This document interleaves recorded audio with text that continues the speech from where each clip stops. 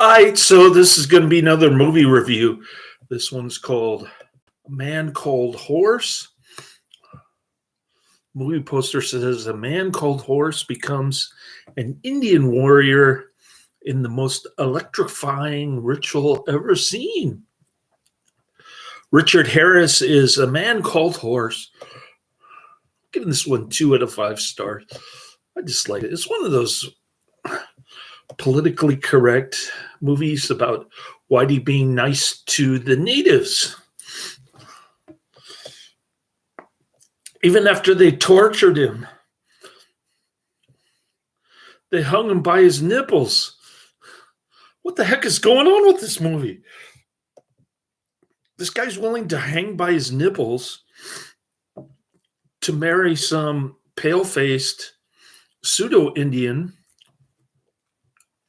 with pink nipples. You only get to see the side of her breast, though. It only lasts for 1 second. I mean, what kind of a tease is that? No. All right. I'm not going to put rant at the end of my YouTube video title here. But Jeff Joffe's been going off in the comments section. He doesn't know when my videos start. It's kind of random, so he can't be in the chat room ever, because I always start my videos at random times, and he's never around. So he just posts comments whenever he gets around to it, which is pretty cool.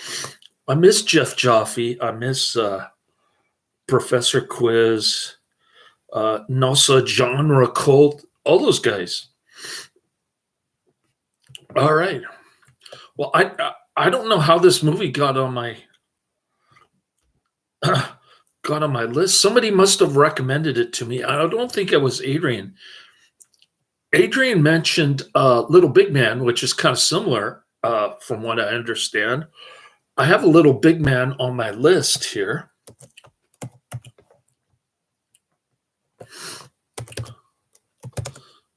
Little Big Man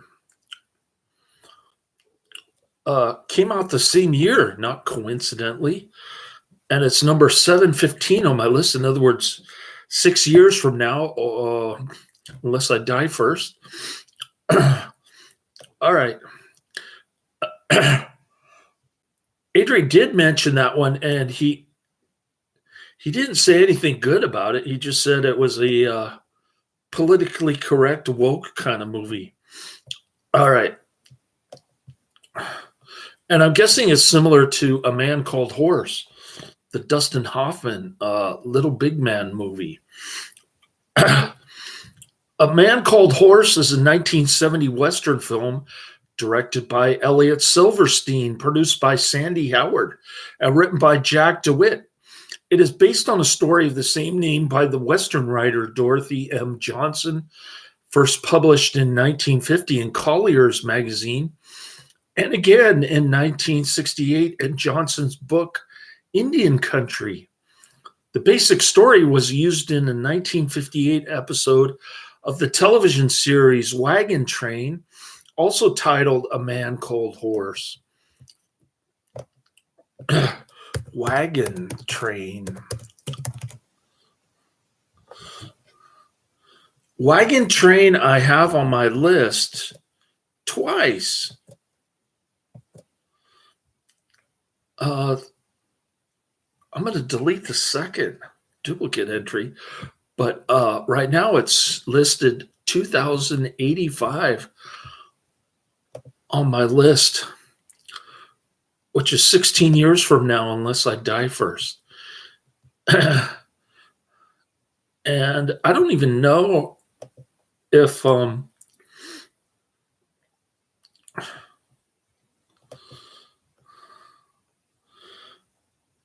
the episodes are free on YouTube or not. I'm guessing they are. So I might get stuck when I get down to Wagon Train, and I'll have to alternate TV episodes with movies or something. I'm going to have to do something different because I got stuck with Renegade television show, and I was just not doing any reviews for a month. I would just do random channel updates telling you how far I got with Renegade. Anyways, A Man Called Horse is a 1970 Western film directed by Elliot Silverstone. Okay, I said that. The film stars Richard Harris as the titular character alongside Judith Anderson.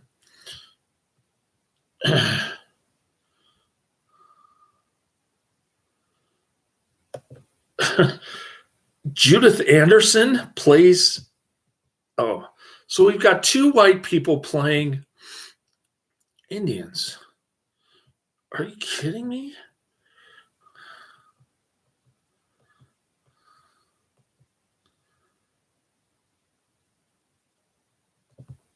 I forgot to put Judith Anderson's name in this, and it totally escaped me because I didn't recognize her as an old Indian woman.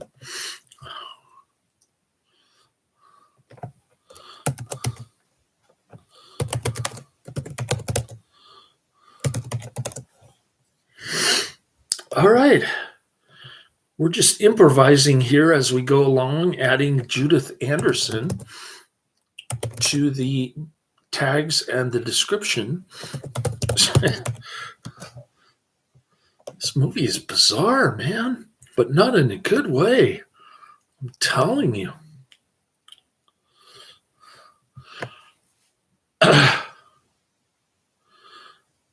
You've got Judith Anderson, Jean Gascon, Manu Topio, Karina Sope, Dub Taylor, and James Gammon. Partially spoken in Sioux, the film tells the story of an English aristocrat who was captured by the Sioux people. The film was a Mexican-American co-production, filmed on location in Arizona and the Mexican states of Durango and Sonora. It generally received positive critical reviews, and it was a financial success, spawning two sequels, The Return of a Man Called Horse, 1976, and Triumphs of a Man Called Horse, 1983. I don't think I'll be adding those two movies to my list anytime soon. Distributed by National General Pictures and Estudios Churubusco. Release dates March 1970 in Italy and April 24th, 1970 in the USA. Running time 114 minutes. Too long. Countries United States and Mexico. Languages English and Sioux. Budget $5 million. Box office $6 million in US Canada rentals and $44 million worldwide by 1976.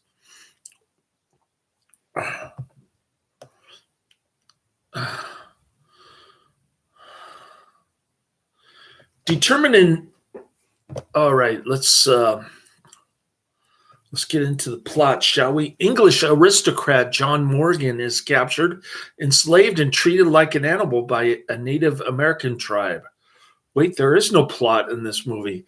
He comes to respect his captor's culture and gain the respect. Why? He was just treated like a horse, and now he wants the respect. Is he trying to be like Christ-like? But you can't give in to human respect. I've done that a number of times with people who recommend movies, and they recommend to me garbage from time to time. I'm like, why did you recommend this to me? What's in it for me? Anyways, he's aided in understanding the Sioux by another captive, Batiste, the tribe's half-breed fool who had tried to escape and was hamstrung behind both knees.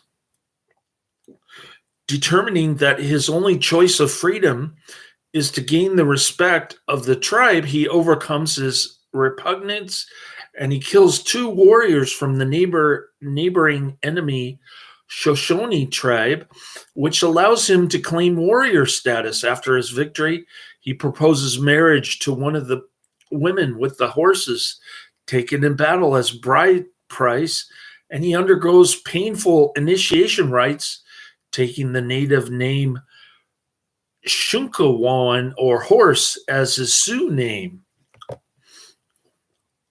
When one of the warriors takes a vow never to retreat in battle, Morgan's changing perspective is shown as he turns angrily on uncomprehending Baptiste, telling him, 5 years you've lived here and you learn nothing about these people. All that his death is to you is a means of escape.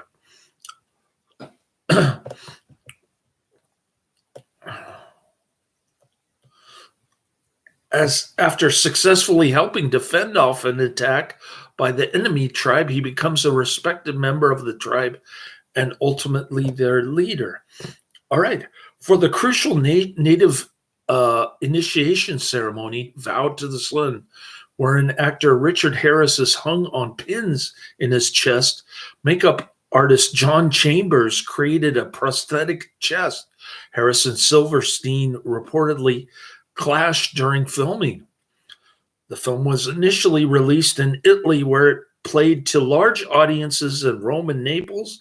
It opened in the United States on April 24th, 1970, in 150 theaters in 40 cities in North and South Dakota and Minnesota. It expanded on April 29th to other states, including New York, California, Missouri, Michigan, Washington, and North and South Carolina, and it grossed $297,842 in its first 11 days from 25 of the theaters.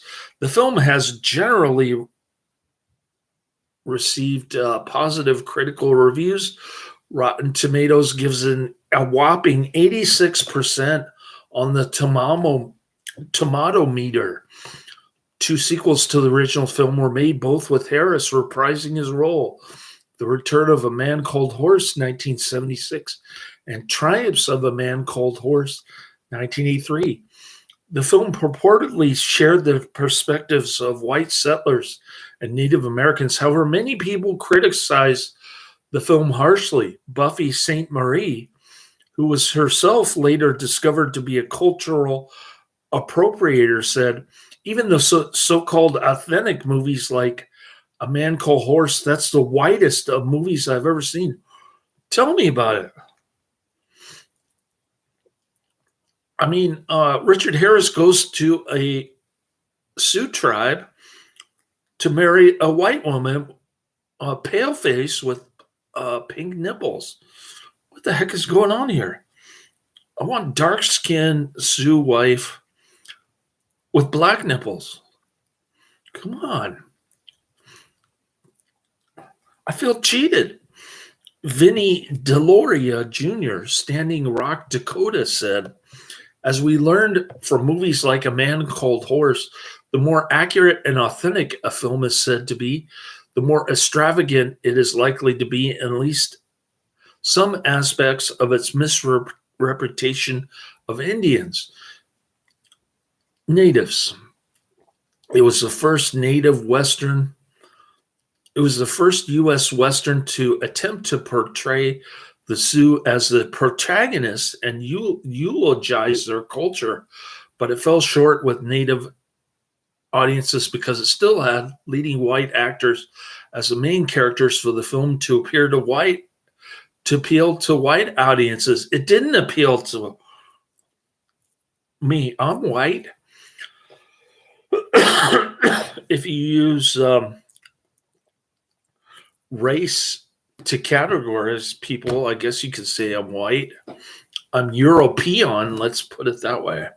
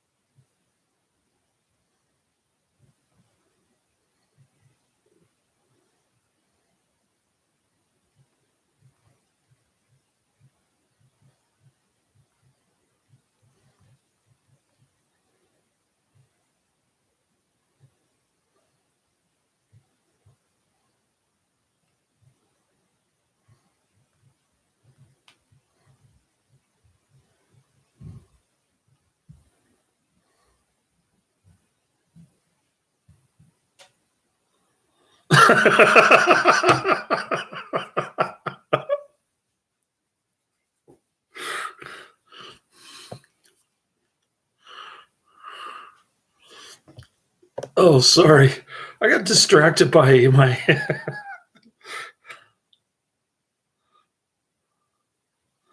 my church friend. He's talking about the lesbian black fire chief in in Los Angeles. Somehow I don't feel safe if I'm living there. I don't want her rescuing me from fire. That's what I told him. The film purportedly shares. Oh, we already said that. A Man Called Horse was released to DVD by Paramount Home Entertainment on April 29, 2003, as a Region 1 widescreen DVD, and on May 31st, 2011, as a Blu ray disc.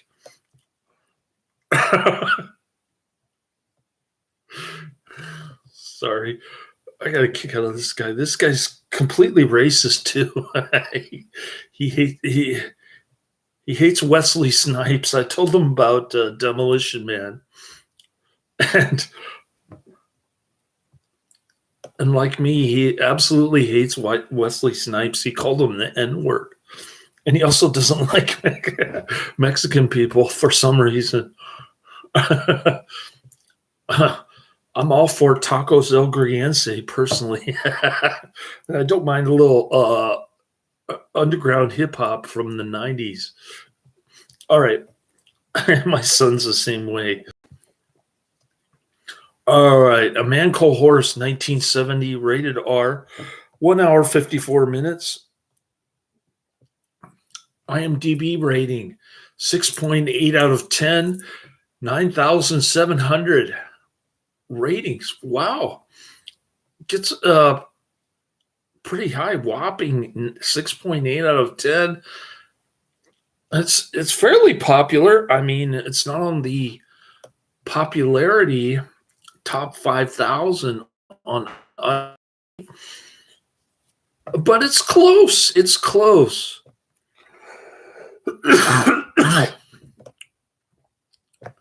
In 1825, an English aristocrat is captured by Native Americans. He lives with them and he begins to understand their way of life. Eventually, he is accepted as part of the tribe and he aspires to become their leader.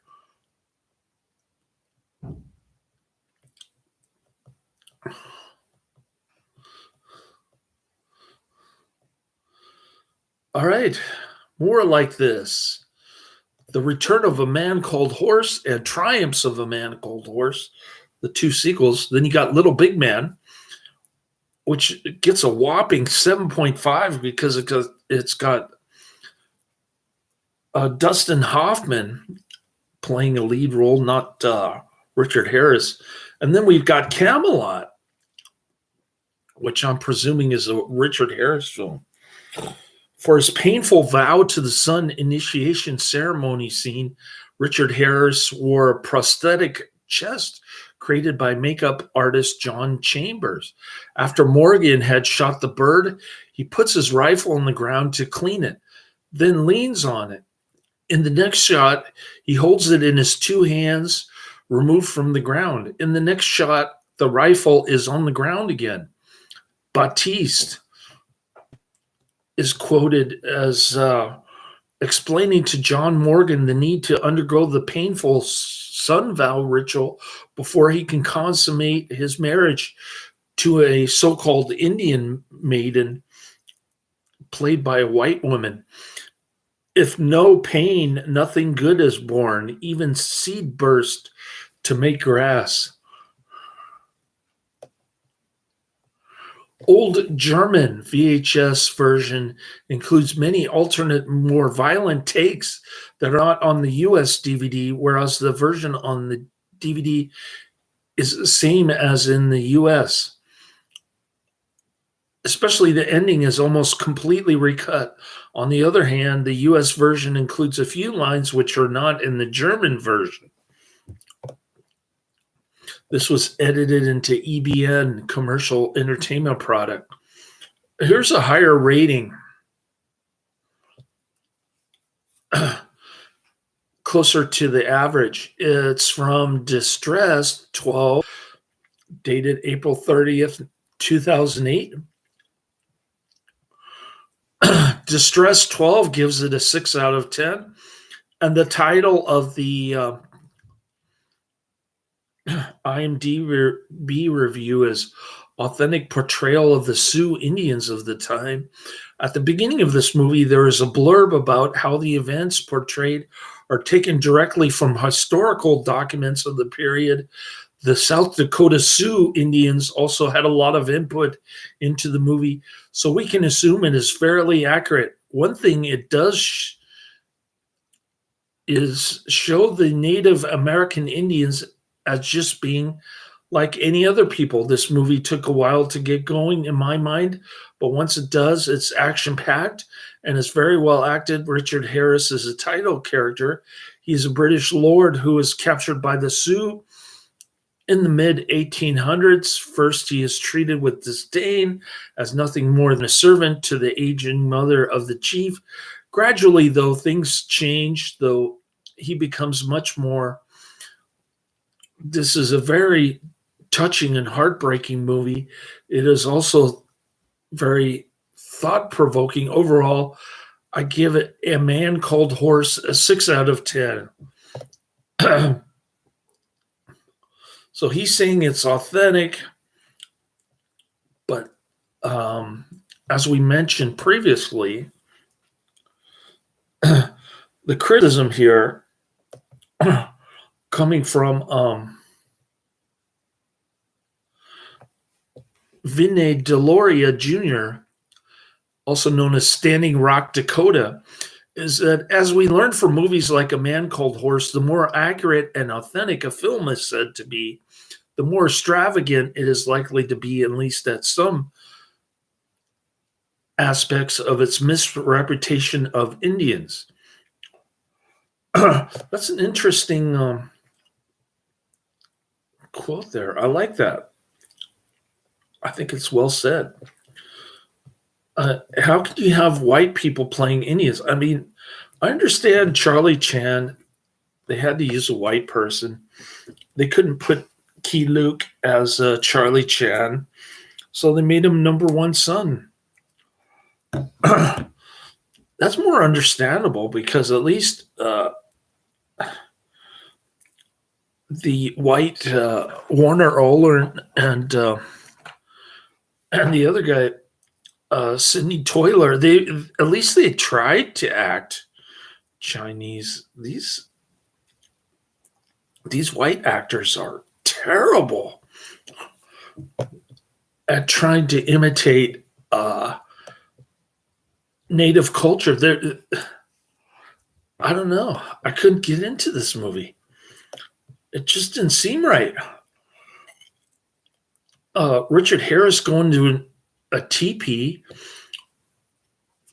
for some off-screen nookie with a white woman dressed up in a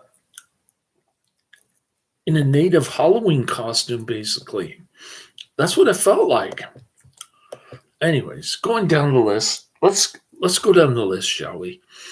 The giant movie list that I'm sure has tons of duplicates, or one of which I just discovered inadvertently. We've got number one, Emergency Squad, 1974, followed by ICU, 2002, and The 39 Steps, 1935. Those are the next three coming down the pike. I'm going to cook me some steak over there. My last steak from the freezer. I've been eating steak since for about 20 days, seems like. Almost every day, I think. I bought so much steak, I had nothing but steak packed in my refrigerator. Now I'm stocking up on more diverse things that I get for like 50% off at Safeway. All right. So it's time to crank up the Emergency Squad Italian flick from 1974, Laters.